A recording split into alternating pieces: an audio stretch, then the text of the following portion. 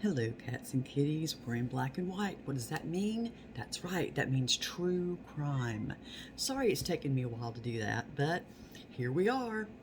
And today we're going to have a very interesting story about a woman named Susan Monica.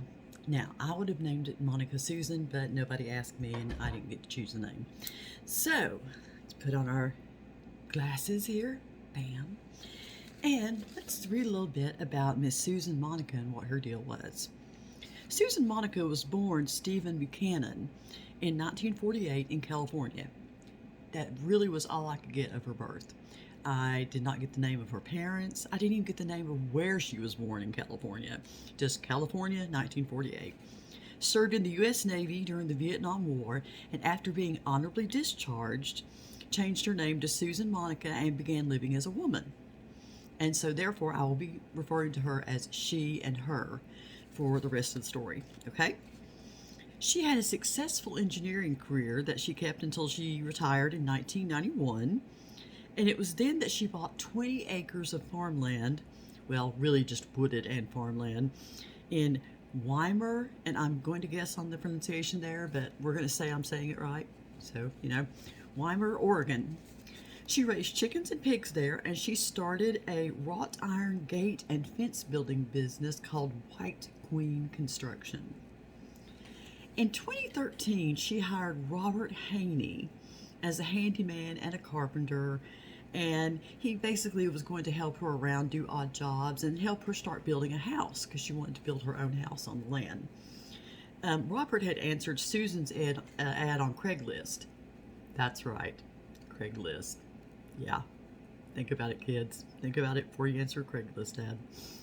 Robert Haney was to be paid some cash, and also he was going to be given room and board. He was going to be given a trailer to live in out in kind of the wooded area of the land. He would also work on building the house, like I said, for Susan. Now, the land was partially undeveloped woods, and Jesse Haney, who was Robert's son, told the producers of the TV show Snapped that Robert enjoyed living out in the woods. Now, if you're not familiar with what Snapped is a show that I cannot remember what network it's on. Someone tell me that in comments. But it's a true crime show about women who have just snapped. Women who have killed spouses, friends, family members. But it's about women who have snapped, basically. So that's what Jesse Haney, Robert's son, told the producers of Snap, that he liked living out there in the trailer in the woods. In December of 2013, Haney's children realized they hadn't heard from him in 2 months.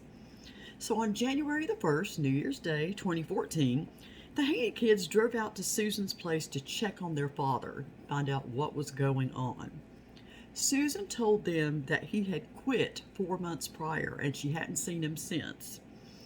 She said that according to Jesse Haney, she said she wanted them to take Robert's stuff with them. She wanted them to go and take Robert's stuff with them. And they were like, okay. So when Jesse saw the trailer that Robert had been living in, he began to get a little suspicious about things because, first of all, Robert had left his jacket. He had left his tools, some of his expensive tools. It was like he just disappeared. It wasn't like he had packed up and taken anything and left. So they just weren't too sure about that, and they went and they filed a missing persons report with the Jackson County Sheriff's Office in Weimar, Oregon. So, Jackson County detectives decided they needed to go on out to Susan's place and see what was going on. So they went out and they asked about the disappearance of Robert Haney.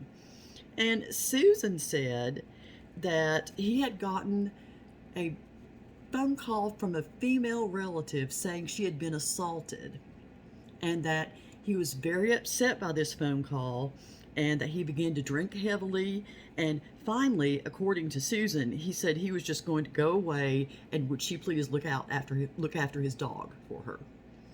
Now, another thing that they learned was that Robert had not been seen for something like 6 months by other people in the area. So this thing with Susan and the phone call from the female relative was a little bit suspect. They weren't too sure about it.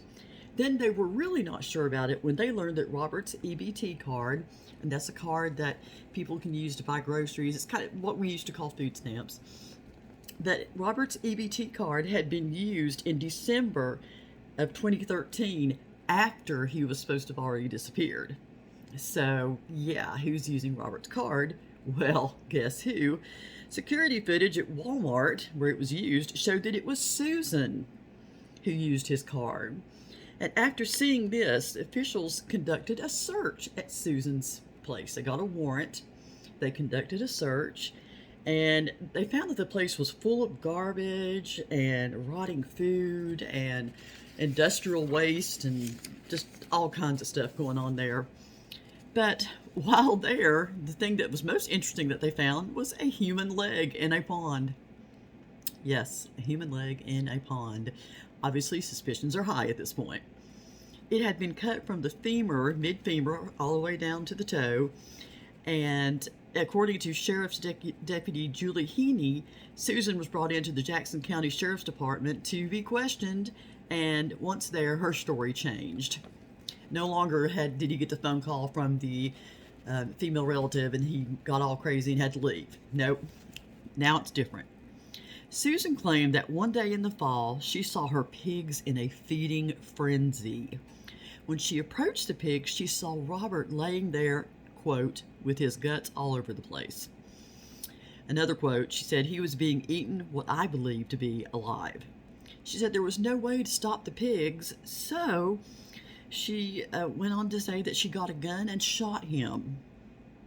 She said, quote, I put him out of his misery.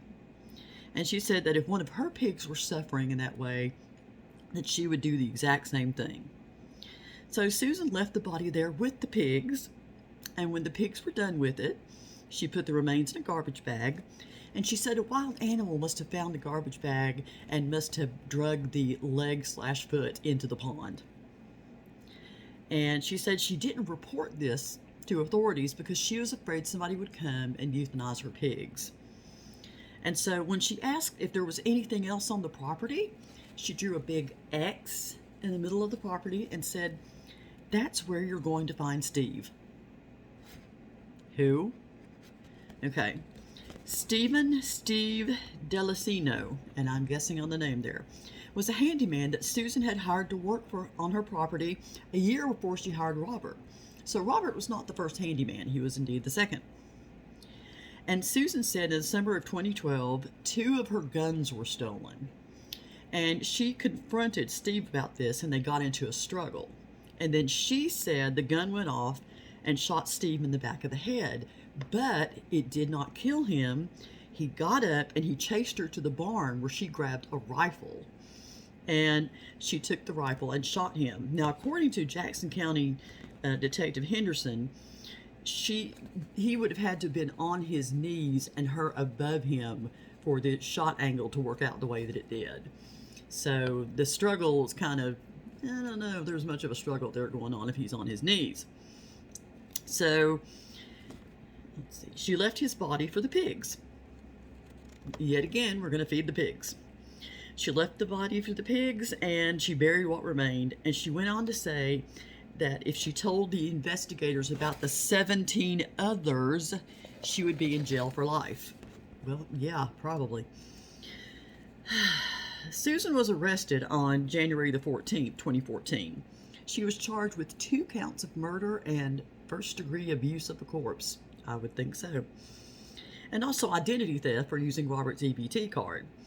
Her beloved pigs were euthanized, just exactly what she didn't want to happen. And the next few weeks, dozens of investigators went out to the property. They dug over 100 holes in the property looking for more bodies, looking for these 17 that she referred to.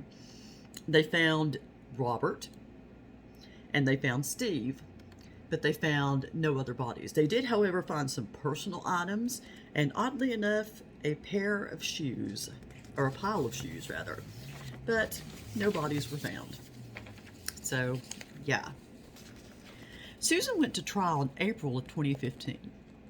Her former cellmate at the Jackson County Jail, Jordan Ferris, testified at the trial. Jordan testified that Susan gave her a birthday card that was signed "The Sweetest Murderer in Jackson County." Aw, that's so nice, isn't it? It's never a good idea to call yourself a murderer when you're going to be going to trial for murder. She also testified that Susan told her the truth about Robert's murder. Jordan said that Susan told her that Robert and her got into an argument because he was coming on to her and drunk. And she shot him and then pushed him into the pig pen. So a little bit different than she found the pigs just feeding on him. After deliberating for 1 hour, yep, 1 big hour, the jury found Susan guilty of all charges on April 21st, 2015. She was sentenced to a minimum of 50 years in prison, which means she had to do 25 for one murder and 25 for the next murder before she could be eligible for parole. And if they ran consecutively like that, that would be a total of 50 years before she could be eligible for parole. She was just still not saying that there were 17 bodies there. That was something she never recanted that I could tell. So sheriffs are wondering if there are still more people out on the farm somewhere. And one of the quotes that she said during her interrogation, which I thought was interesting, was that she liked animals better than people. I'm getting that. I have to say that this was a very interesting story to me, because that is one of the more interesting ways of getting rid of a body that I've ever heard of, feeding it to pigs. I mean, you know, some people burn bodies, some people put them in acid, some people throw them in the river, some people put them in a landfill. Feeding them to the pigs, that was a new one for me. So there you go. Now, this is a very short one, but when I read this, I was so interested in it, I thought I've got to do a true crime on this, because it had so many interesting factors in it. The kids were looking for their dad. They got the ball rolling on the... Who could imagine if they had not gone and talked to Susan? It might have been forever for someone to have realized that Robert was missing. Thank goodness his kids checked up on him. And poor Steve, apparently no one was checking for Steve. The only reason they knew Steve existed was she put that X in the middle of a map of her property and said, "That's where you'll find Steve." And they're all like, "Steve who?" So there you go. So yeah, this was an interesting true crime one. Like I said, wasn't terribly involved. It was kind of short. She pretty much gave a confession, not necessarily one that was true, but she pretty much did say, yes, they died on my property. So really the only trial question to answer was, did she do it on purpose? So yeah, that is Susan Monica, or Monica Susan as I like to call her, because I think that sounds better.